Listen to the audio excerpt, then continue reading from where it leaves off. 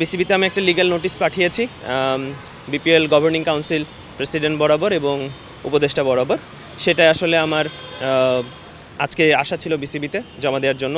BCB এটা receive করেছে এবং পরবর্তী যে কথোপকথন হবে যা হবে আপনারা জানেন অলরেডি আপনাদের হোয়াটসঅ্যাপে আমি নিজে ইন্ডিভিজুয়ালি সাবমিট করেছি আমার যা ডকুমেন্টস আছে বিসিবিতে আমি কি নোটিশ জারি করেছি, সেটাতে আমার লয়ারের নাম্বারও দেওয়া আছে।